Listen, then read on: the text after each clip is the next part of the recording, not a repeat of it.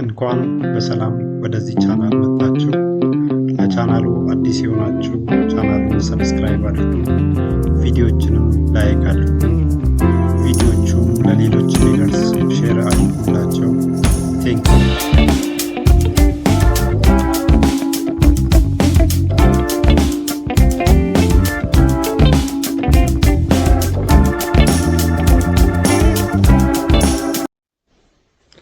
ነቢዩ መሐመድ ትክክለኛ ነቢይ መሆንና አለመሆናቸው። አንድ ነቢይ ትክክለኛ ነቢይ መሆንና አለመሆኑን ለይቶ ማወቅ የሚቻለው የዚህን ነቢይ ነቢይነት በነቢይነት መስፈርቶችና ከቀደምት ነቢያት መንገድ ጋር በማመሳከር ነው። በዚህ ክፍልም ነቢዩ መሐመድ ትክክለኛ ነቢይ መሆንና አለመሆናቸውን ለመመልከት በነቢይነት መስፈርትና ከቀደምት የአብርሃም ሃይማኖቶች ነቢያት በተለይ ደግሞ እስልምናም ክርስትናም ነቢይነቱን ከሚመሰክሩለት ከዋናው ነቢይ ይህም ከአልመሲህ ኢሳ ወይንም ከኢየሱስ ክርስቶስ ጋር እያነጻጸርን እንመለከታለን። ነቢዩ መሐመድና ኢየሱስ ክርስቶስ የሁለቱ ግዙፍ ሃይማኖቶች ይህም የእስልምናና የክርስትና ሃይማኖት መሪ ነቢያት ናቸው። ዛሬ ላይ እነዚህ ሃይማኖት መሪዎች በየግላቸው በቢሊዮን የሚቆጠሩ ተከታዮች አሏቸው። ኢየሱስ ከ33 ዓመተ ዓለም እስካሁን ድረስ በሕይወት ያለና ተመልሶ የሚመጣ የክርስትና ሃይማኖት መስራችና መሪ ሲሆን ነቢዩ መሐመድ ደግሞ ከ570 እስከ ሰኔ 8 632 ዓመተ ምህረት ድረስ በአረቡ ዓለም የኖሩ የእስልምና ሃይማኖት መስራችና መሪ ናቸው። ነቢዩ መሐመድ የአይሁድ ክርስትና ነቢያትን ነቢይነት የሚቀበሉ ሲሆን የሁሉንም ቀደምት ነቢያት በበጎ ጎን ሲያነሱ ነበረ። ኑህ፣ ሄኖክ ወይንም ኢድሪስ፣ ኢብራሂም፣ ኢስማኤል፣ ኢስሐቅ፣ ያዕቁብ፣ አሮን ወይንም ሃሩን፣ ሳሙኤል፣ ሳኦል ወይንም ጣሉት፣ ዳዊት ወይንም ዳውድ፣ ኢየሱስ ወይንም ኢሳ፣ ዮሐንስ ወይንም የህያን መመልከት ይቻላል። ነቢዩ መሐመድም እነዚህን ነቢያት ትክክለኛ ነቢያት መሆናቸውንና ነቢዩ መሐመድም በዚህ በእስራኤላውያን ነቢያት መንገድ በነቢይነት መሾማቸውን ይናገራሉ። ቁርአን 33:7 ከነቢዮችም የጠበቀ ኪዳናቸውን ከአንተም ከኖህም ከኢብራሂምም ከሙሳም ከመርየም ልጅ ኢሳም በያዝን ጊዜ ይላል። ቁርአን 6:90 እነዚህ ነቢያት እነዚያ አላህ የመራቸው ናቸው፣ በመንገዳቸው ተከተል በማለት ነቢዩ መሐመድ በቀደመው የነቢያት መንገድ በነቢይነት መላካቸውን ይናገራሉ። ይሁን እንጂ የእስራኤል ነቢያትን በተለይ የኢየሱስ ክርስቶስንና የነቢዩ መሐመድን ነቢይነት ስናነጻጽር መንገዳቸው ፍጹም ተቃራኒ ሆኖ ነው የምንመለከተው። ይህም የሚያሳየን አንደኛው ትክክለኛ ነቢይ መሆኑን፣ ሌላኛው ደግሞ ሐሰተኛ ነቢይ መሆኑን ነው። ቀጥለን በስፋት እንመለከታለን። ይህም አንደኛ ከነቢይነት ሹመት አንጻር፣ ሁለተኛ ተጨባጭ የሆኑ ትንቢቶች ከመናገር፣ ተአምሮቶችን ከመስራት፣ ሰዎችን ከመፈወስና አጋንንትን ከማውጣት አንጻር፣ ሶስተኛ ከሃይማኖቶች መሪ ስብዕና አንጻር፣ አራተኛ ከቀደሙት የአብርሃም ሃይማኖቶች መንገድ አንጻር እያነጻጸርን እንመለከታለን። በመጀመሪያም ነቢዩ ኢሳና ነቢዩ መሐመድን ከነቢይነት ሹመት አንጻር እንመለከታለን። እንደ ቀደምት ነቢያት ከእስራኤል ወገን የተወለደው ነቢዩ ኢሳ ወይንም ኢየሱስ በነቢይነት መሾሙን በመጽሐፍ ቅዱስም ሆነ በቁርአኑ ላይ በግልጽ ተነግሯል። የኢየሱስን መምጣትም ቀደምት ነቢያቱ አስቀድመው ስለተናገሩ የኢየሱስ መምጣት ሰበር ጉዳይ አልነበረም። ነገር ግን ለመጀመሪያ ጊዜ ከአረብ ሀገር ከአረብ የዘር ሐረግ በነቢይነት በተነሱት በነቢዩ መሐመድ ነቢይነት ላይ ብዙ አወዛጋቢ ነገሮችን እንመለከታለን።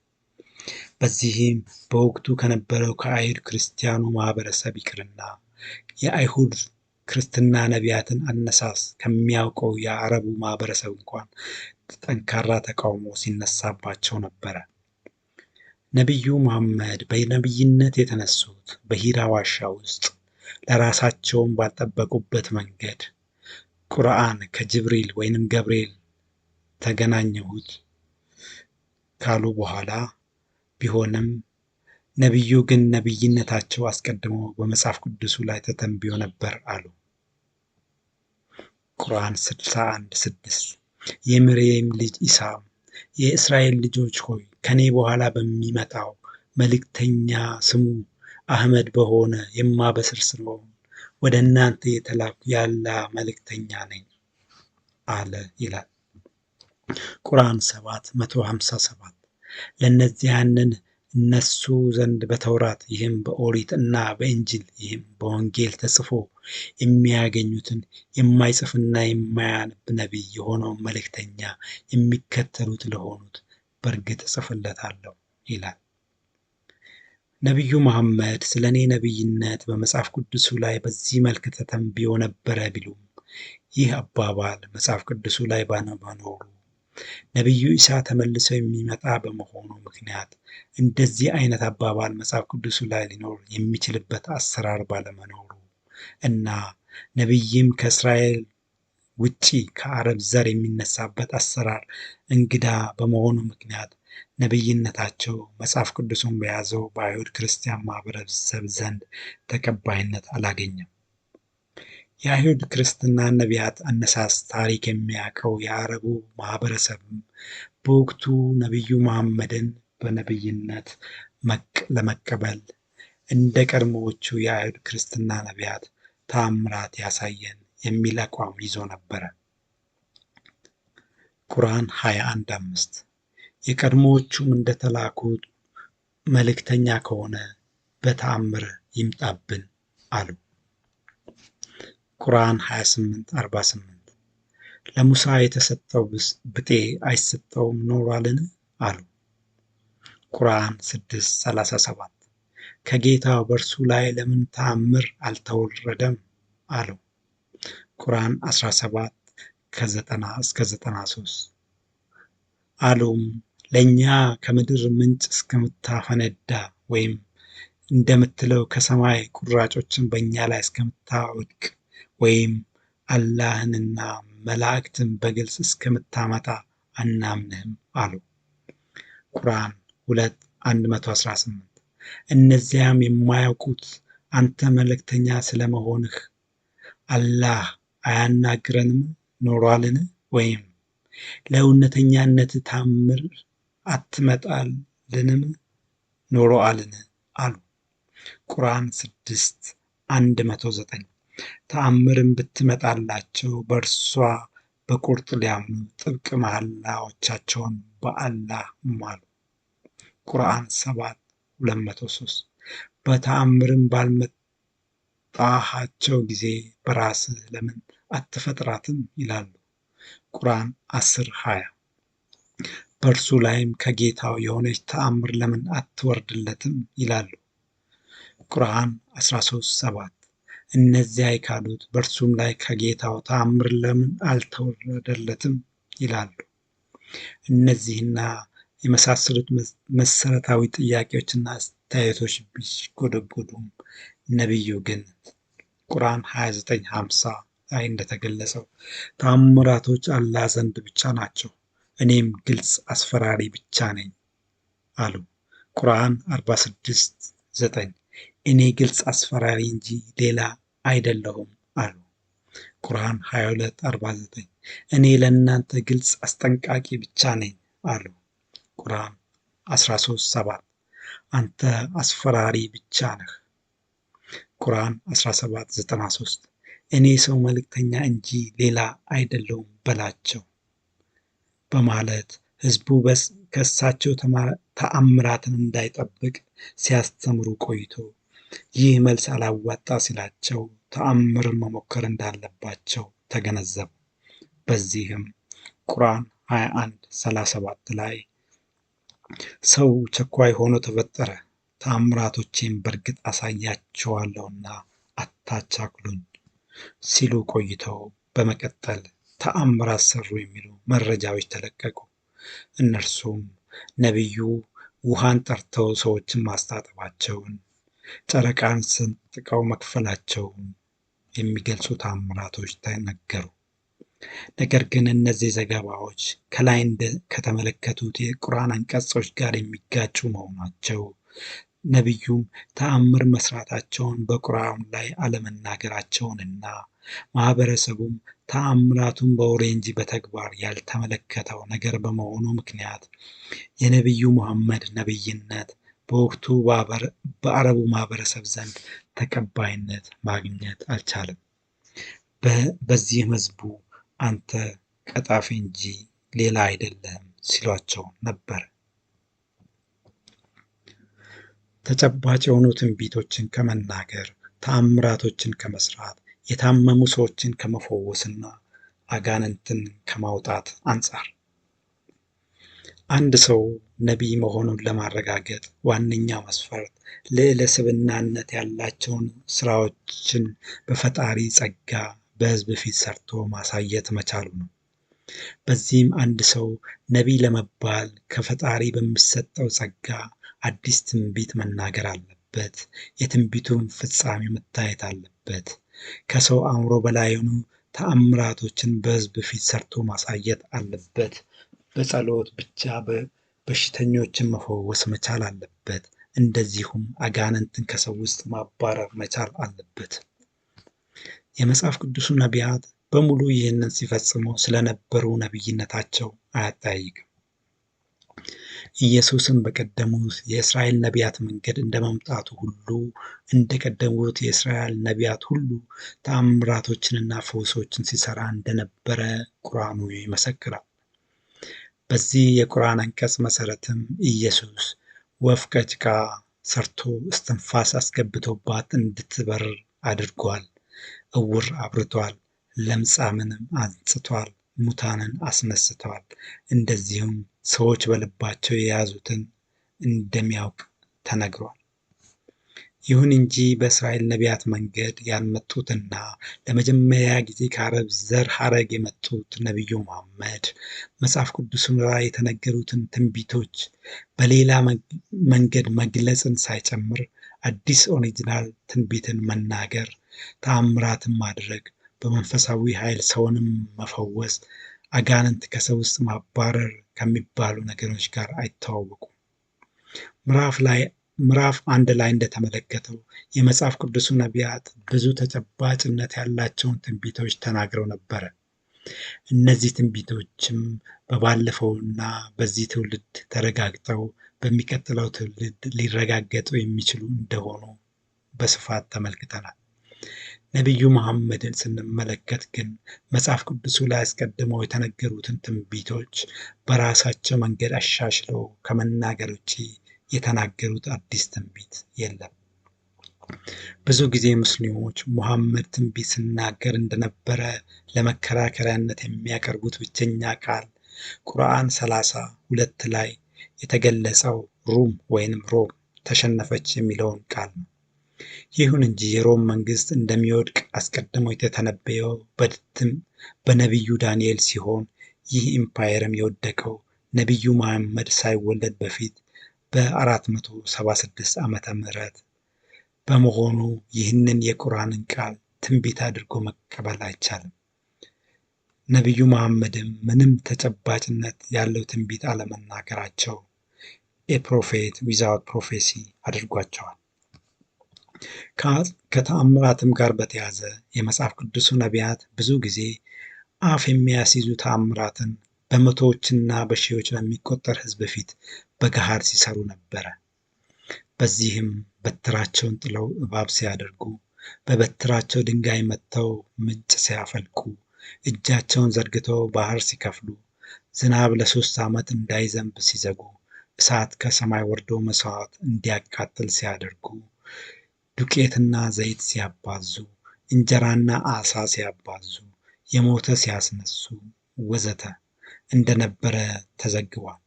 ነገር ግን ነቢዩ መሐመድ ሕዝቡ የተመለከተው አንድም ተአምር አልሰሩም።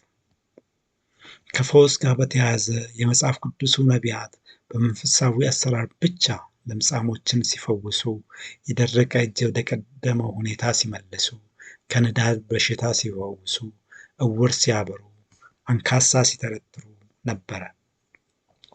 ነቢዩ መሐመድ ግን አንድም ሰው ሲፈውሱ አልታዩም። ኢየሱስና ሙሐመድን አንድ ተመሳሳይ ክስተት ገጥሟቸው ነበር።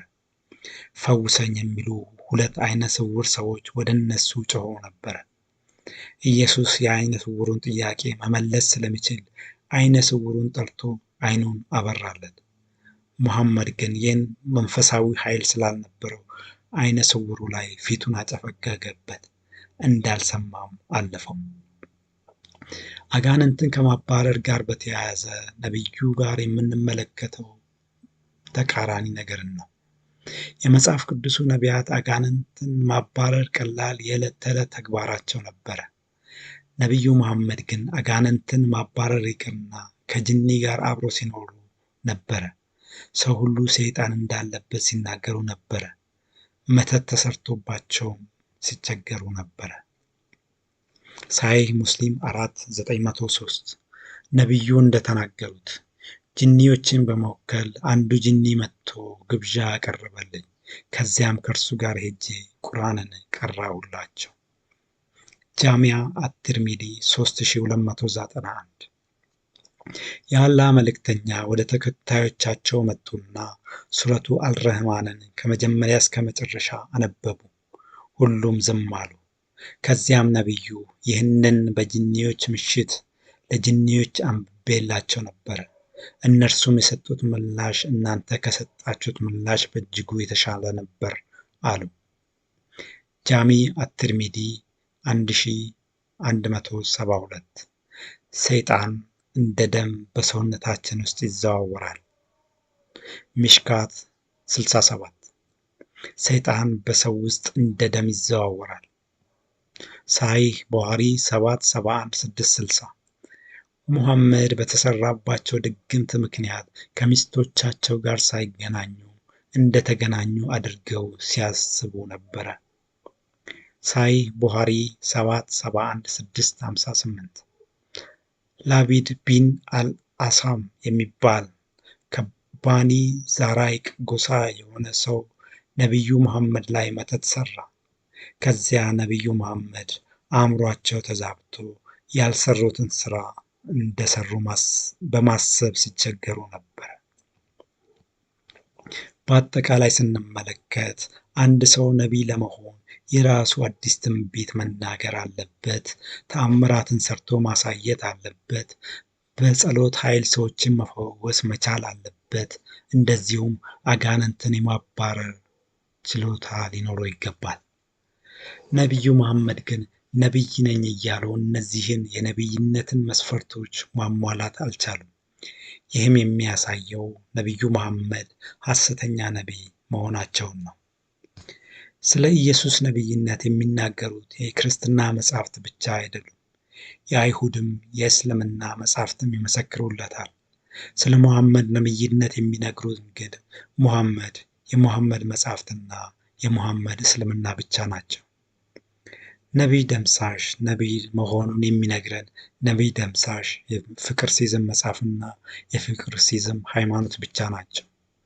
ዘቤርሙዳ ትሪያንግል እስልምናንም የገጠመው ተመሳሳይ ነገር ነው። ከሃይማኖት መሪ ስብዕና አንጻር አንድ የሃይማኖት መሪ ስብዕና ሊኖረው ይገባል። በዚህ ክፍል ነቢዩ መሐመድን ከሃይማኖት መሪ ስብዕና አንጻር የምንመለከት ሲሆን ለንጽጽርም እንዲያመቸን ከቀደምት ነቢያት ውስጥ ከኢየሱስ የመሪነት ስብዕና ጋር እያነጻጸርን እንመለከታለን።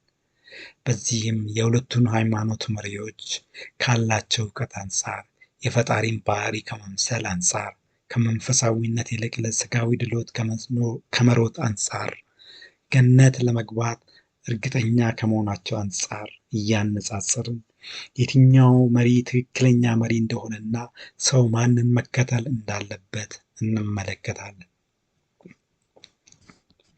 ከእውቀት አንጻር ቁርአን አላህ ኢሳን ጥበብን፣ መጽሐፍን፣ ስነ ጽሑፍን አስተማረው ይላል።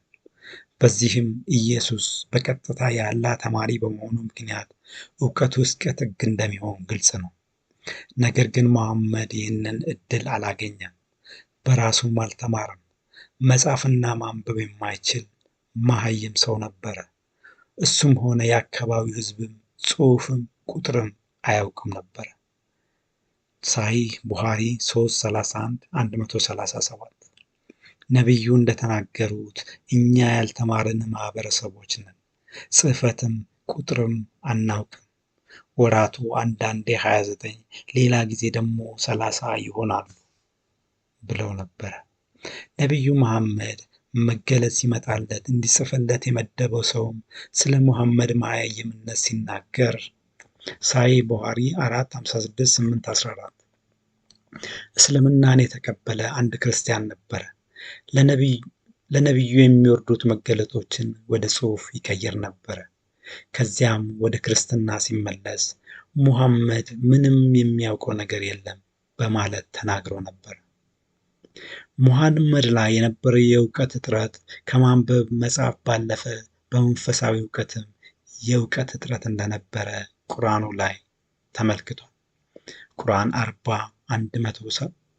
40:78 ቁጥር ከአንተ በፊት መልእክተኞችን በእርግጥ ልከናል፣ ከእነርሱም በአንተ ላይ የተረክንልህ አለ፣ ከእነርሱም በአንተ ላይ ያልተረክነው አለ በማለት ነቢዩ መሐመድን በወቅቱ ከባባድ ጥያቄዎች እንዳይነሱበት በቁርአን በኩል ዞሮ ሲከለክል የነበረባቸው ጊዜዎችም ነበሩ። ቁርአን 17:85 ከሩህም ይጠይቁሃል፣ ሩህ ከጌታ ነገር ነው፣ ከእውቀት ጥቂት እንጂ አልተሰጣችሁም በላቸው በማለት ከበድ የሚሉ ጥያቄዎች ሲቀርቡለትም በቁርአን በኩል ዞሮ እርግጠኛ ያልሆነ መልስ ለመመለስም ሲሞካክር ነበረ። ቁርአን 18:22 ሶስት ናቸው፣ አራተኛ ውሻቸው ነው ይላሉ። አምስት ናቸው፣ ስድስተኛው ውሻቸው ነው ይላሉ። ሰባት ናቸው፣ ስምንተኛው ውሻቸው ነው ይላሉ። ጌታዬ ቁጥራቸውን አዋቂ ነው፣ ጥቂት ሰው እንጂ አያውቃቸውም በላቸው። በእነርሱ ነገር ግልጽን ክርክር እንጂ ጠልቀህ አትከራከር። በእነርሱ ጉዳይ ከእነርሱ ከመጽሐፉ ሰዎች አንድንም አትጠይቅ በማለት መልሱን እርግጠኛ ሆኖ መመለስ አቅቶት በጎንዮሽ 3 ወይ 4 ወይ 5 ወይ 6 ወይ 7 ወይ 8 በማለት መልሱን ለመገመት ሲሞክር ይታያል። ሙሐመድ የነበረበትን የእውቀት እጥረት ለማሟላት አይሁዶችንም ሲጠይቅ ነበረ። ሳሂህ ቡኻሪ 3:31-222 ነቢዩ ወደ መዲና ሲመጣ አይሁዶች የአሹራ ቀን ሲጾሙ ተመለከተ። ስለዚህ ቀንም ምንነት ጠየቃቸው። እነርሱም ይህንን ቀን የምናከብረው ፈጣሪ የእስራኤል ልጆችን ከግብፅ ያዳነበትን ቀን በማሰብ ነው። ሙሴ በዚህ ቀን ይጾም ነበረ አሉት። ሙሐመድም በሙሴ ላይ ከእናንተ በላይ የይገባኝ መብት አለን። We have more claim over Moses than you። ስለዚህ ነቢዩ በዚያን ቀን ጾመ። ሙስሊሞቹን በዚህ ቀን እንዲጾሙ አዘዘ። ነቢዩ የነበረበትን የእውቀት ክፍተቶች እንደዚህ በተለያየ መንገድ ለመሸፋፈን ይሞክር እንጂ ብዙ ቦታዎች ላይ የእውቀት እጥረት ሲገጥመው እንደነበረ ቁርአኑ ላይ መመልከት ይቻላል። የተወሰኑትን ብንመለከት ነቢዩ በዓለም ላይ ስለሚገኙ ሃይማኖቶች በቂ እውቀት ያልነበረው መሆኑ፣ ነቢዩ ከክርስትናና አይሁድ እምነት ውጭ ያሉትን ሃይማኖቶች ፈጽሞ አያውቃቸውም። ስለ ሃይማኖቶች ትምህርት ካስተማረ የሚያስተምረው ስለ እስልምና፣ አይሁድና ክርስትና ሃይማኖቶች ብቻ ነው።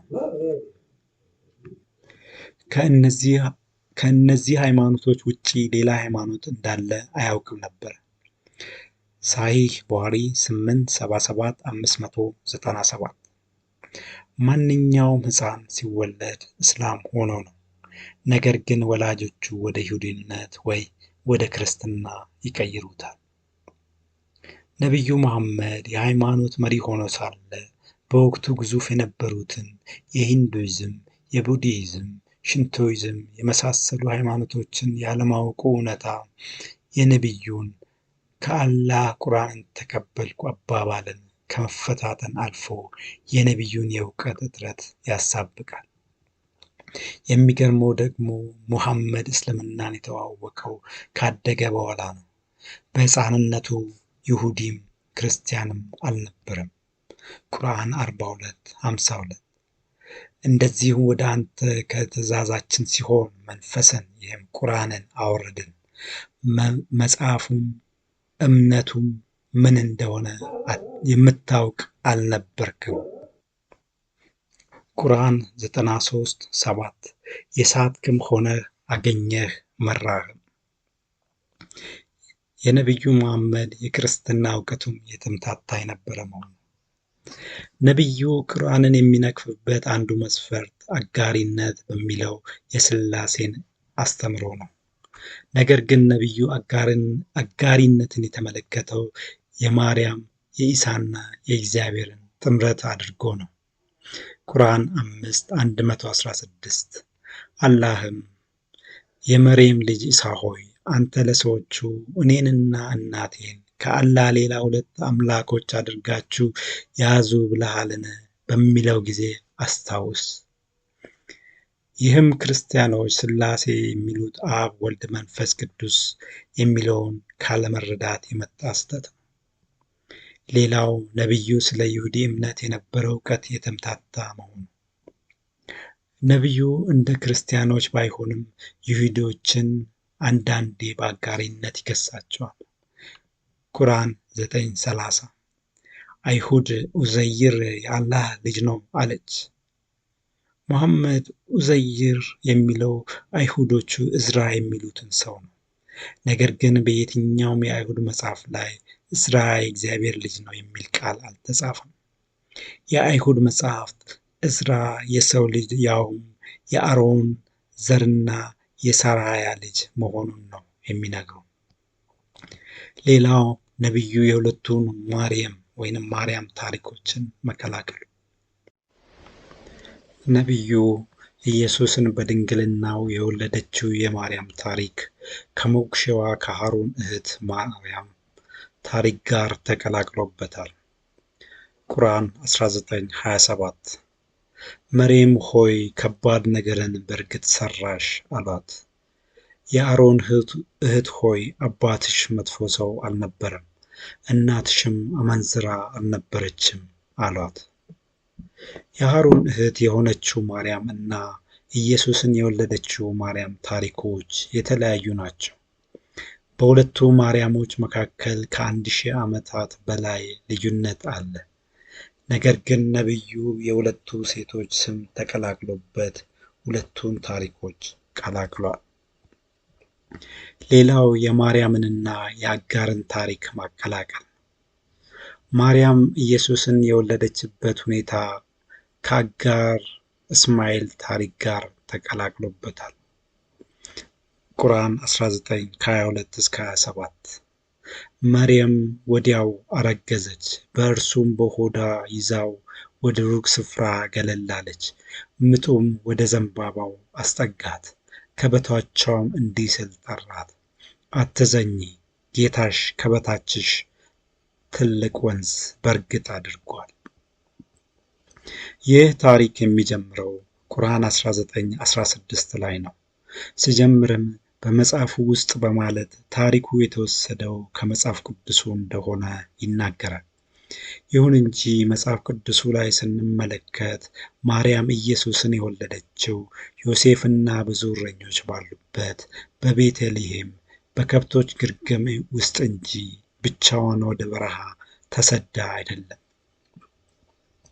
ሕፃን ልጇን ይዛ ወደ በረሃ የተሰደደችውና በበረሃ በውሃ ጥም ልትሞት ስትል ፈጣሪ የውሃ ምንጭ ያመላከታት እስማኤልን ይዛ የተሰደደችውን አጋር እንጂ ማርያምን አይደለም። ሌላው የሎጥና የኖህ ዘመን ቅጣቶችን ማቀላቀል። ቁርአን 11:40 ላይ ትእዛዝ በመጣና እቶኑ በገነፈለ ጊዜ ልጁም ከውሃ ወደሚጠብቀኝ ተራራ እጠጋለሁ አለ። ማዕበሉም ከመካከላቸው ጋረደ፣ ከተጣሚዎች ሆነ። የእቶን እሳት ጥፋት የሆነው በሎጥ ዘመን ነው። የጥፋት ውሃ የሆነው ደግሞ በኖህ ዘመን ነው። ነቢዩ እነዚህ ሁለቱ ታሪኮች ተቀላቅለውበታል። በዚህ የታሪክ መቀላቀልም እርስ በርስ የሚጠፋፉትን እሳትና ውሃን ቀላቅሏል። ሌላው የሳኦል ወይንም ጣሉት እና የጌዴዎን ታሪኮችን ማቀላቀል ነው። ቁርአን ምዕራፍ 2 ቁጥር 249 እስከ 251 ላይ ጣሉትም በሰራዊቱ ታጅቦ በወጣ ጊዜ አላህ በወንዝ ውሃ ፈታኛችሁ ነው፣ ከእርሱ የሚጠጣ ሰው ከኔ አይደለም፣ ያልቀመሰውም ሰው በእጁ መዝገንን የዘገነ ሰው ብቻ ሲቀር እርሱ ከኔ ነው አለ። ከእነርሱም ጥቂቶች ብቻ ሲቀሩ ከእርሱ ጠጡ። የእስራኤል ጦር በወንዙ ውሃ የተፈተነው በጌዴዎን ዘመን ነው።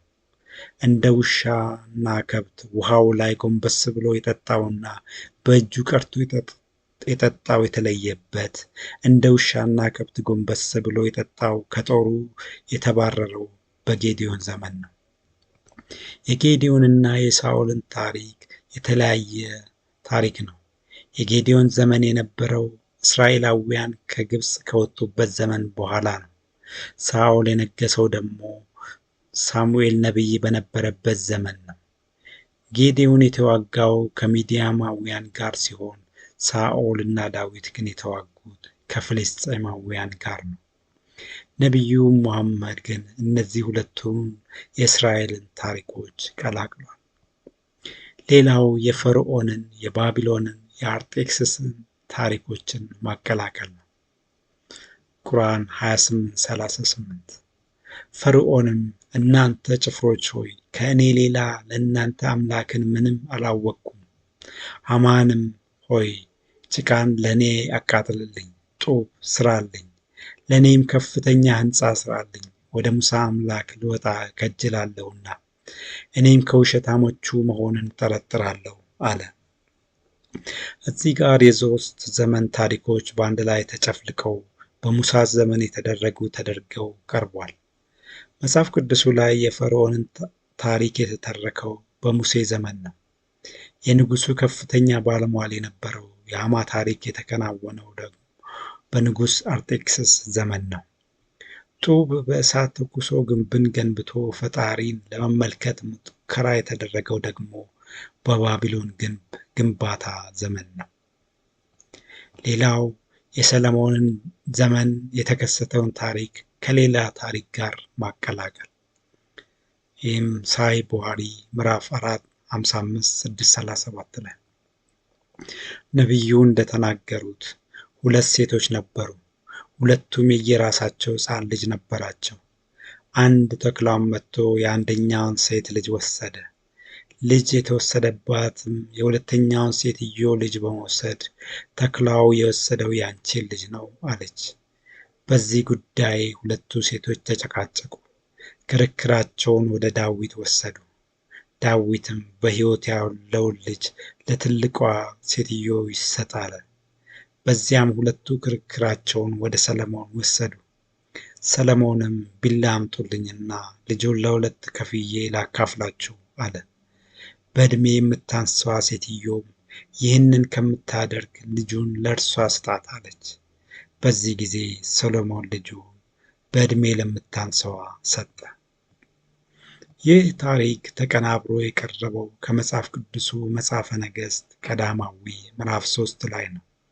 ክስተቱ የተከሰተው በሰለሞን ዘመን ሲሆን በዚህ የቁርአን አንቀጽ ውስጥ የተመለከተው መሰረታዊ ስህተቶች በመጀመሪያ ዳዊትና ሰለሞን በአንድ ላይ ሲፈርዱ አልነበረም። ዳዊት የተሳሳተ ፍርድም ሲሰጥ አልነበረም። ሰለሞንም የዳዊት ተቃራኒ አልነበረም። ሕፃኑም የሞተው ተኩላ ወስዶት ሳይሆን አንደኛዋ ሴት ልጇ ላይ ተኝታበት ነው። ዳዊት በስህተት የፈረደላት ሴትዮም ተመልሳ ሰለሞን ጋር ሄደች የሚለውም አመክንያዊ አይደለም። በአጠቃላይ ስንመለከት እነዚህ ከላይ የቀረቡት ማስረጃዎች የሚያሳዩን ነቢዩ መሐመድ በነበረበት የእውቀት ችግር ምክንያት የመጽሐፍ ቅዱስን ታሪኮች ቀላቅሎ ሲናገር የነበረ መሆኑን ነው። ይህም የሚያሳየን ነቢዩ መሐመድ የመጽሐፍ ቅዱስን ታሪኮች ሲተርክ የነበረው በሰሚ የሰማቸውን ታሪኮች በማቀናበር እንጂ መጽሐፍ ቅዱሱን በመማር አልነበረም። የብሉይ ኪዳን መጽሐፍት ከአዲስ ኪዳኑ ጋር በአንድነት ባይታተሙ ኖሮ እነዚህን መሐመድ የሚናገራቸውን ታሪኮች እውነት አድርገን እንዳለ እንውጠው ነበር። ነቢዩ መሐመድ ትልቅ የእውቀት ክፍተት ያለበት በመሆኑ እምነት የሚጣልበት መንፈሳዊ መሪ አይደለም። በዚህም የእሱን መንገድ ተከትሎ መሄድ አይቻልም። በእርግጥ የመሐመድ ተከታዮች መሃይሞች ብቻ እንደሆኑ ቁርአን ላይ ተነግሮ ነበር። ቁርአን 62:2 እርሱ ያ በመሃይሞች ውስጥ አንቀጾችን ቁርአንን በእነርሱ ላይ የሚያነብላቸው ከማጋራት የሚያጠራቸውም መጽሐፍንም ጥበብን የሚያስተምራቸውም የሆነ መልእክተኛ መሐመድን ከእነርሱ ውስጥ የላከ ነው። ሌላው የፈጣሪን ባህሪ ከመምሰል አንጻር ኢየሱስና መሐመድ ፈጣሪን ከሞላ ጎደል በአንድ መልክ ገልጸውታል። አብዛኞቹ ቁርአን ምዕራፎች የሚጀምሩት በአላህ ስም እጅግ በጣም ሩህሩህ በጣም አዛኝ በሆነው በሚል ቃል ነው። ኢየሱስም ፈጣሪን የሚገልጸው በዚሁ መልክ ነው። ይህንንም በሁለቱ ሃይማኖቶች ወጥ የሆነውን የፈጣሪ ማንነት ይዘን ኢየሱስና መሐመድ ጋር በመሄድ የትኛው በፈጣሪ መንፈስ ውስጥ ሲሰራ እንደነበረ፣ የትኛው ደግሞ በተቃራኒ መንፈስ ሲሰራ እንደነበረ እንመለከታለን። የኢየሱስ መንገድ ቁርአን ኢየሱስ ፍጹም ሰላማዊ ሰው እንደሆነ ይናገራል። ቁርአን 19:33 ሰላምም በእኔ ላይ ነው በተወለድሁ ቀን፣ በምሞትበት ቀን፣ ሕያው ሆኜ በምቀሰቀስበት ቀን ይላል ስለ ኢየሱስ ሲናገር። መጽሐፍ ቅዱስም ኢየሱስ ፍጹም ሰላማዊ ሰው እንደሆነ ይናገራል። ተከታዮቹንም በፍቅር ጠራ። ተከታዮቹንም ያፈራው ገድሎ ሳይሆን ሞቶላቸው ነው። በጨለማ ለነበረው ሕዝብም ያበራው ራሱ እንደ ሻማ ቀልጦ ነው። ጠላቶች በተነሱበት ጊዜም አልተዋጋቸውም፣ ምክንያቱም ሩህሩህ አዛኝ መንፈሱ ስለነበረ። ይህ እውነታም ቀድሞ በትንቢት ተነግሮ ነበረ። ማቴዎስ 12:18-20 እነሆ የመረጥኩት ብላቴናዬ፣ ነፍሴ ደስ የተሰኘችበት ወዳጄ፣ መንፈሴን በእርሱ ላይ አኖራለሁ። አይከራከርም፣ አይጮህም፣ ድምፁም በአደባባይ የሚሰማ የለም። የተቀጠቀጠ ሸምበቆን አይሰብርም፣ የሚጤስን የጧፍ ክር አያጠፋም። ኢየሱስ ተከታዮቹንም በዚህ የፍቅር መንገድ እንዲጓዙ አስተማረ። የሰው ልጅ አይሁዳዊና ግሪክ፣ ባሪያና ጨዋ፣ ወንድና ሴት እያለ እንዳይከፋፈል አስተማረ።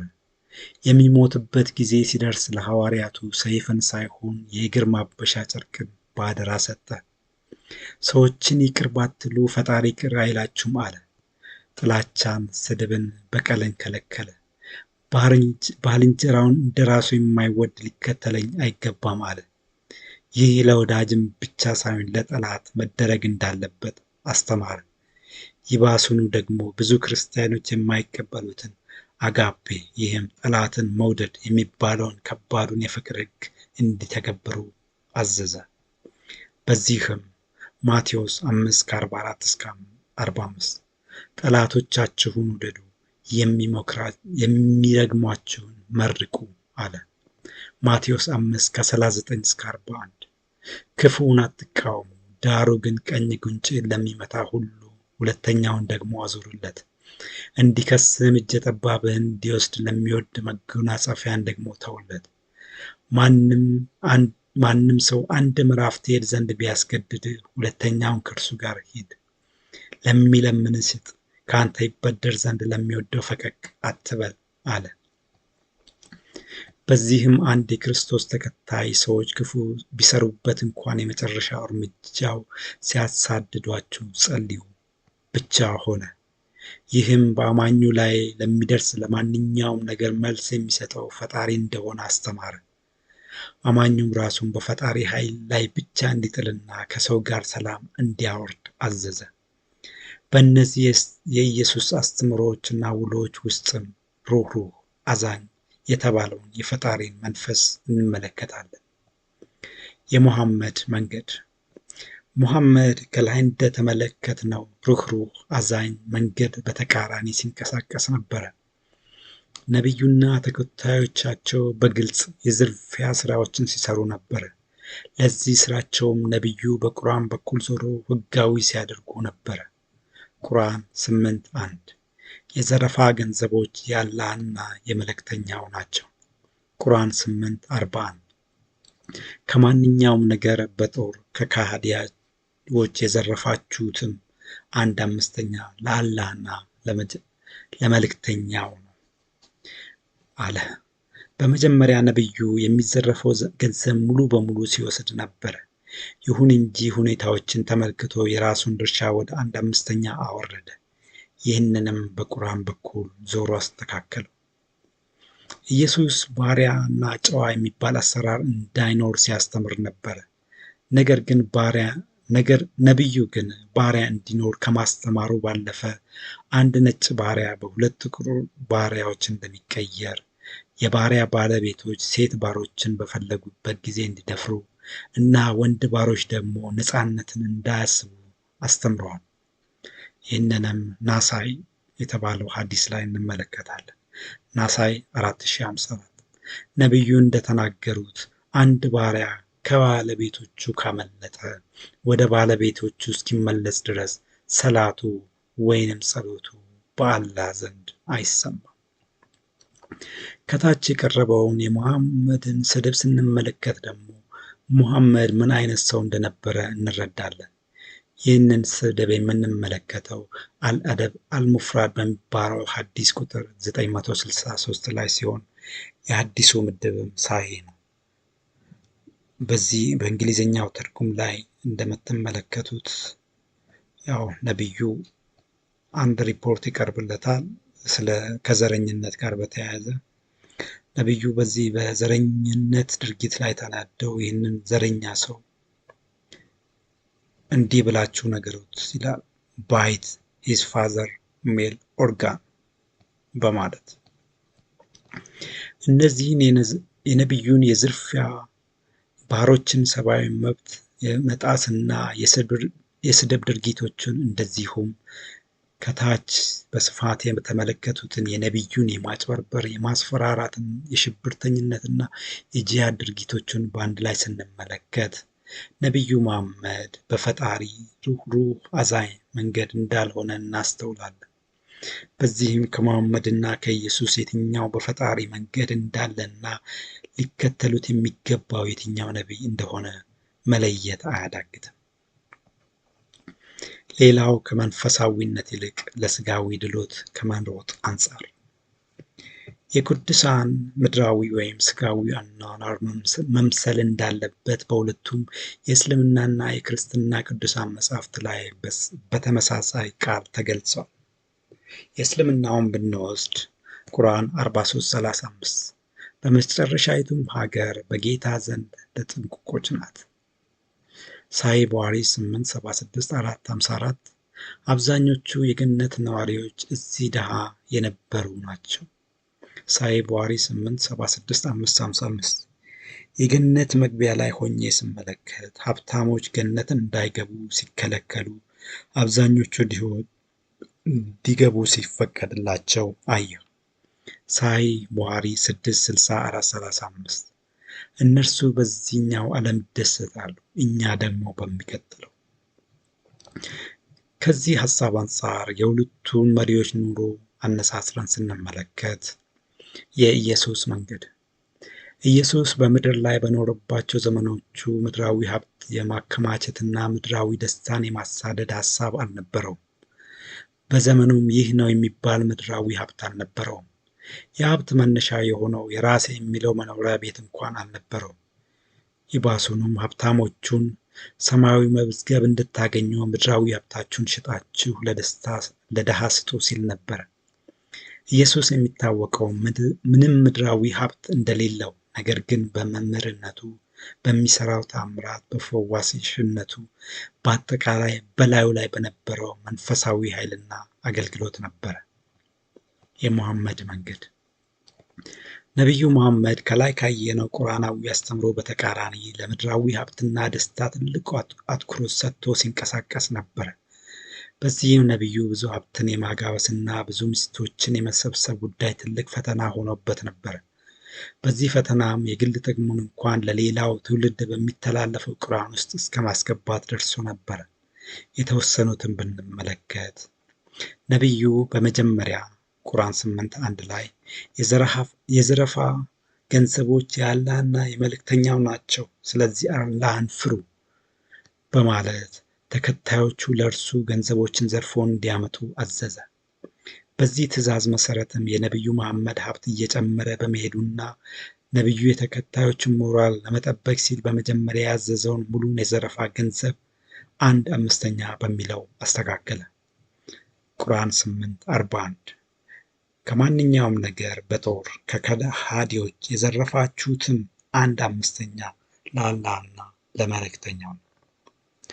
በተመሳሳይ መንገዱም ቁርአኑ 6:51 ላይ ከአላህ ሌላ አማላጅ የለም የሚለውን ወደ ጎን በመተው ቁርአን 9:103 ላይ ከገንዘቦቻቸው ስትሆን በእርሷ የምታጠራቸውና የምታፋፋቸው የሆነችን ምጽዋት ያዝ፣ ለእነርሱም ጸልይላቸው፣ ጸሎት ለእነርሱ እርካታ ነውና አላህ ሰሚም አዋቂም ነው አለ። እንደዚሁ ቁርአን 36:21 እነርሱ ቅኑን መንገድ የተመሩ ሲሆኑ ዋጋን የማይጠይቋቸውን ሰዎች ተከተሉ የሚለውን ትዕዛዝ ወደ ጎን በማድረግ ቁርአን 58:12 ላይ እናንተ ያመናችሁ ሆይ መልእክተኛውን በተወያያችሁ ጊዜ ከመወያየታችሁ በፊት ምጽዋትን አስቀድሙ በማለት ቁርአኑን ለራሱ ጥቅም አስተካከለው። ከዝሙት አንጻርም ስንመለከት ነቢዩ ሙሐመድ ዛሬ ላይ ማንም የዝሙት ሰው የማያደርገውን የዝሙት ስራ ሲሰራ ነበረ። በመጀመሪያ እስከ 4 አግቡ ቢልም ከጊዜ በኋላ ለዚህ የቁርአን ሕግ መገዛት አቅቶት እስከ 11 ሚስቶች አገባ። ከነዚህ በተጨማሪ ቁጥራቸው የማይታወቅ ውሽማዎች፣ የውሽማ ልጆች፣ የአክስትና የአጎት ሴት ልጆች ጋር ሲተኛ ነበር። ምርኮኞችን እና ባሮችን አስገድዶ ሲደፍር ነበር። ሰውየው ምን ያህል ጨካኝ እንደሆነ ደግሞ የምንመለከተው ራሱ የ54 ዓመት ጎልማሳ ሆኖ እንደዚሁ የ30 ወንዶች ያህል የወሲብ ጉልበት ተሰጠኝ እያለ በአሻንጉሊት ስትጫወት የነበረችውን የ9 ዓመቷን አይሻን ሲደፍራት ነበረ። እንደ ልቡ የሆነው መሐመድ የማደጎ ልጁን ዛይድን ከሚስቱ ዘይነብ እንዲፋቱ አድርጎ ለራሱ አግብቷት ነበረ። ሰውየው ምን ያህል ስሜታዊ እንደሆነ የምንመለከተው ደግሞ የሆነ ቀን ዘይነብ ቆዳ እያለፋች እያለ ነው እላያው ላይ የወጣባት። ነቢዩ 9ኙንም ሚስቶቹን የሚገናኛቸው ደግሞ በአንድ ሌሊት ነበረ። ሚስቶቹም አብረውት ለመተኛት ፈቃደኛ ካልሆኑ ሌሊቱን በሙሉ መላእክት እንደሚረግሟቸው ሲነግሯቸው ነበር። በአጠቃላይ ስንመለከት መሐመድ እንደ ልቡ ሀብት ሲያከማች እንደነበረ፣ እንደ ልቡ ሲዘል እንደነበረ፣ ቁርአንን ለራሱ ጥቅም እንደ ልቡ ሲሰርዝና ሲደልዝ እንደነበረ፣ በብዙ ምድራዊ ደስታና ምድራዊ ሀብታምነት ሲኖር እንደነበረ፣ ኢየሱስ ደግሞ በተቃራኒው ፈጣሪ ባዘዘው መንገድ ብቻ ሩህሩህ አዛኝ ሆኖ ሲኖር እንደነበረና ኢሳን ከመሐመድ ጋር ማነጻጸሩ ነውር እንደሆነ እንመለከታለን። እነዚህን የሁለቱን ሃይማኖት መሪዎች ኑሮ ከላይ ካየናቸው ትእዛዛት ጋር ስናስተያይ የኢየሱስ ሕይወት በፈጣሪ መንገድ የተመራ ሲሆን መሐመድ ግን በሀብታምነትና በደስታ ያሳለፈ በቅርቢቱ ሕይወትም ቀረኝ የሚለው ነገር የሌለውና የአላህ ቃል ተቃራኒ ሆኖ ያለፈ ሰው መሆኑን እንመለከታለን። በዚህም አንድ ሰው ከፈጣሪ ፍርድ ለማምለጥ የየትኛውን መሪ መንገድ መከተል እንዳለበት መካሪ አያስፈልገውም። ሌላው ገነት ለመግባት ካላቸው እርግጠኝነት አንጻር አንድ የሃይማኖት መሪ የተከተለው መንገድ ራሱንና ተከታዩን ሕዝብ ወዴት እንደሚወስድ በእርግጠኝነት ማወቅ አለበት። ቁርአን 1771 ላይ ሰዎችን ሁሉ በመሪያቸው የምንጠራበትን ቀን አስታውስ በማለት መሪ ግንባር ቀደም እንደሆነ ይናገራል። በዚህ መሰረት ኢየሱስና መሐመድን ብንመለከት ቁርአን ኢየሱስ ምንም ኃጢአት ባለመስራቱ ገነት እንደሚገባ ይመሰክራል። ቁርአን 3:45 መርየም ሆይ አላህ ከእርሱ በሆነ ቃል ስሙ አልመሲህ ኢሳ የመርየም ልጅ በዚህ ዓለምና በመጨረሻው ዓለም በተከበረ ከባለሟሎችም በሆነ ልጅ ያበስርሻል። በዚህም በመጨረሻ ቀን ኢየሱስ ፍርድ የሚጠብቅ ሳይሆን ቁርአን 459 ላይ እንደተገለጸው ኢሳ በትንሣኤ ቀን በነሱ በመጻፉ ሰዎች መስካሪ ይሆናል እንደተባለው በትንሣኤ ቀን የኢየሱስ ሥራ የሚሆነው የመስካሪነት ሥራ ነው። መጽሐፍ ቅዱስም በመጨረሻ ቀን የኢየሱስ ሥራ የምስክርነት ሥራ እንደሚሆን ይናገራል። ኢየሱስ ስለ ራሱ ብቻ አይደለም በእርግጠኝነት የሚናገረው ስለ ተከታዮቹም መዳረሻ እንጂ። ዮሐንስ 14:2-4 በአባቴ ቤት ብዙ መኖሪያ አለ፣ እንዲህ ባይሆንስ ባላልኋችሁ ነበር። ስፍራ አዘጋጅላችሁ ዘንድ እሄዳለሁ። ሄጄም ስፍራ ባዘጋጅላችሁ እኔ ባለሁበት እናንተ ደግሞ እንድትሆኑ ሁለተኛ እመጣለሁ፣ ወደ እኔም ወስዳችኋለሁ፣ ወደምሄድበትም ታውቃላችሁ፣ መንገዱንም ታውቃላችሁ። በዚሁ የመሪው የኢየሱስ ሆነ የተከታዮቹ ክርስቲያኖች መዳረሻ የት እንደሚሆን እርግጠኛ መሆን ይቻላል። ስለ ነቢዩ መሐመድና ተከታዮቹ ስንመለከት ግን ብዙ አወዛጋቢ ነገሮችን እንመለከታለን። በመጀመሪያ ነቢዩ እንደ ኢየሱስ ቅዱስ አልነበረም። እንደ ማንኛውም ሰው ኃጢአት ሲሰራ ነበር። አላህም መሳሳቱን ሲነግረው ነበር። መሐመድም ምሕረትን ሲጠይቅ ነበር። ቀጥሎ በስፋት ቀርቧል። ነቢዩ ኃጢአት ሲሰራ ነበር። ነቢዩ ዝሙት ሲሰራ እንደነበረ ቁርአን እስከ አራት ሚስት አግቡ የሚለውን ቃል ተላልፎ 11 ሚስቶችን አግብቷል። ቁጥራቸው ከማይታወቁ ሽማዎች ጋር ሲተኛ ነበር። ቁጥራቸው የማይታወቁ ምርኮኞችና ባሮችን አስገድዶ ሲደፍር ነበር። ሌላው ነቢዩ የ50 ዓመት ጎልማሳ ሆኖ የ9 ዓመቷን አይሻን ሲደፍራት ነበር።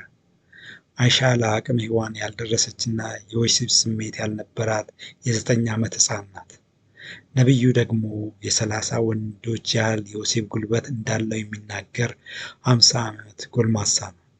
ይህ ግንኙነት የሰው ሕሊና ሊቀበለው የማይችል ኃጢአት ብቻም ሳይሆን አብኖርማሊቲም ነው። ሌላው ነቢዩ የሰውን ሚስት አትመኝ የሚለውን ቃል ተላልፎ የማደጎ ልጁን የዛይድን ሚስት ዘይነብን ተመኛት። በኋላም እንዲፋቱ አድርጎ ለራሱ አገባት። ሌላው ነቢዩ ሚስቶችን አታበላልጡ የሚለውን ቃል ተላልፎ አይሻን ከሁሉም ሚስቶቹ አስበልጦ ይወዳት ነበር። ከታች እንደተመለከተው ደግሞ የተመለከቱት የነቢዩን የማጭበርበር የሽብርና የግድያ ኃጢአቶችን ተመልክቷል። ከታችም በሌላ ክፍል የተመለከተው የነቢዩን የግል ጥቅሙ ሲል ቁርአኑ ማስተካከሉና ቁርአኑ እርስ በርሱ እንዲሁም ከእውነታ ጋር እንዲጋጭ አድርጓል። ሌላውን አላህ ነቢዩን መሳሳቱን ሲነግረው ነበረ። ቁርአን 47:19 ላይ ስለ ስህተት ምሕረትን ለምን። ቁርአን 40:55 ላይ ለስህተትህም ምሕረትን ለምን ይላል። ቁርአን 4:105-106 ላይ አላህን ምሕረትን ለምን፣ አላህ መሐሪና አዛኝ ነው ይላል። ሌላው ነቢዩ ለስህተቶቹ አላህን ምሕረትን ሲለምን ነበር። ሳሂህ ቡኻሪ 875-319 ላይ እኔ በአንድ ቀን ውስጥ 70 ጊዜ አላህን ይቅርታ እጠይቃለሁ፣ ንስሐም እገባለሁ። በእነዚህ ምክንያቶችም ነቢዩ ገነት ለመግባቱ እርግጠኛ አልነበረም። ሳይ ቡኻሪ 876-470 ላይ ሰውን ስራውን ከሲኦል አያድነውም፣ እኔም ራሴ የአላህ ምሕረት በእኔ ላይ ካልሆነ መዳን አልችልም ሲል ነበር። ተመሳሳይ ሀሳብ ሳይ ቡኻሪ 2:23-34 ላይ ቀርቧል። ቁርአን 46:9 በእኔና በእናንተ ምን እንደሚሰራ አላውቅም። ሳይ ቡኻሪ 9:87-145 እንኳን አንተ እኔ የአላህ ነቢይ የሆንኩት በራሱ በእኔ ላይ ምን እንደሚሆን አላውቅም በማለት ነቢዩ ሲናገሩ ነበር። ሳይ ቡኻሪ 5:58-266 ላይ አል-አላ እንደተናገሩት ኡትማን ቢን ማዙን የሞቱ ጊዜ ነቢዩ ወደኛ መጡ። እኔም በቀብር ስነ ስርዓቱ ላይ የአላህ ምሕረት በአንተ ላይ ይሁን፣ አላህ አክብሮዋል አልኩኝ። ነቢዩም አላህ እንዳከበረው በምን አወክ አለ። እኔ የአላህ ነቢይ ሆኜ እንኳን አላህ በእኔ ላይ ምን እንደሚያደርግ አላውቅም አለ። ሚሽካት 120 የአላህ መልእክተኛ ሲናገሩ እንደሰማሁት አላህ ጭብጥ ሙሉ በቀኝ እጁ ጭብጥ ሙሉ በግራ እጁ ይዞ ተመለከትኩኝ። ይሄ ለዚህ ነው ያ ለዚያ ነው ሲልም ሰማሁት። እኔ በየትኛው ጭብጥ ውስጥ እንደሆንኩ ግን አላወኩም። በዚህም ሙሐመድ በተከተለው መንገድ ገነት ይግባ አይግባ እርግጠኛ አይደለም። ተከታዮቹም የተሳፈሩት መኪና የት እንደሚያደርሳቸው የማያውቁ ምስኪን ተጓዦች ሆነዋል። የሚያሳዝነው ደግሞ ወደዚህ መዳረሻው ወደማይታወቅ መንገድ ሰው መጋበዛቸው ነው። ነቢዩ መሐመድ የት እንደሚገባ እርግጠኛ መሆን ባለመቻሉ ምክንያትም ሙስሊሙ ማህበረሰብ እንዲጸልይለት አዘዋል።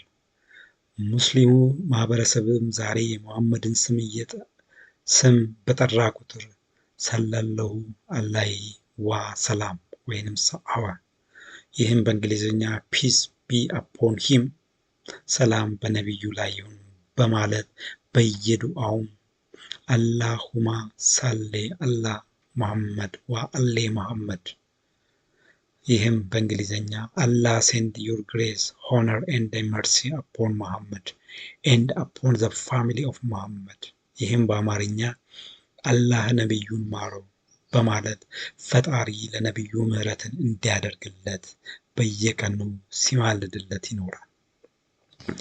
ሙስሊሙ ማህበረሰብም በጸሎቱ ሙሐመድን ገነት አስገብቶ ከዚያ ደግሞ ለራሱም አብሮ ገነት ለመግባት ሲጨነቅ ይታያል። የእስራኤል ነቢያት መዳረሻቸውን ስለማያውቁ ይህንን ጸሎት እንዲደረግላቸው አላዘዙም። ለመጀመሪያ ጊዜ ከአረብ የመጣውና አዲስ መንገድ የጀመረው ነቢይ ግን በጀመረው መንገድ ላይ እምነት በማጣቱ ምክንያት ሙስሊሙ ማህበረሰብ እንዲጸልይለት አዟል። አሳዛኝ ሙሐመድ ገነት ሳይገባ ሙስሊሙ ማህበረሰብ ገነት የሚገባበት መንገድ ባለመኖሩም ለሙስሊሙ ማህበረሰብ ገነት የመግባት ጉዳይ አሳሳቢ ጉዳይ ነው። ሙሐመድ ምን ነክቶት እንደሆነ ባይታወቅም በሌላ ስፍራ ላይ ደግሞ ሙስሊሞች በሙሉ ወደ ሲኦል እንደሚወርዱ እቅጩን ተናግሯል። ቁርአን 1971 ከእናንተ ወደ እርሷ ወራጅ እንጂ አንድም የለም፣ መውረዱም ጌታ የፈረደው ግዴታ። ቁርአን አላህ በፍርዱ እንደማይሳሳት ይናገራል። እንደዚሁም አንዴ ተፈርዶበት ሲኦል የገባ ሰው ከሲኦል እንደማይወጣና ቅጣቱም እንደማይቃለልለት ይናገራል። ይህም እውነታ የሙስሊሞች አሳዛኝ መጨረሻን ያሳያል። የሙሐመድ አሟሟትን ስንመለከት ደግሞ ሌላ አስደንጋጭ ክስተትን እንመለከታለን።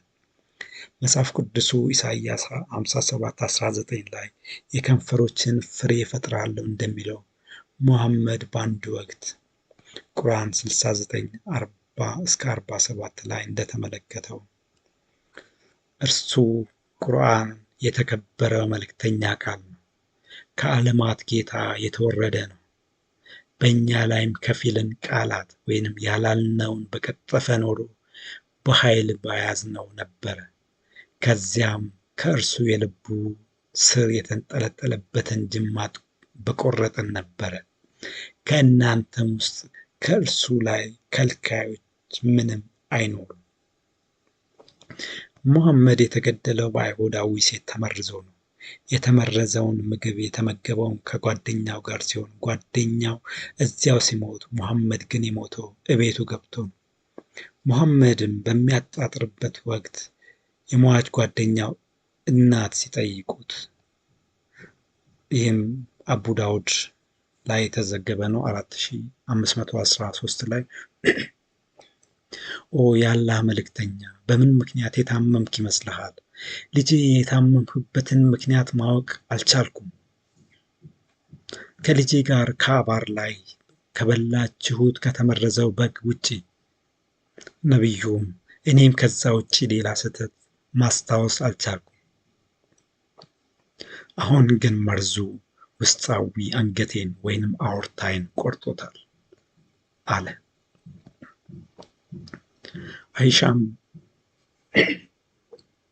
አይሻም በወቅቱ ስለነበረው ሁኔታ ስትናገር ሳሂህ ቡኻሪ 5:59-7:13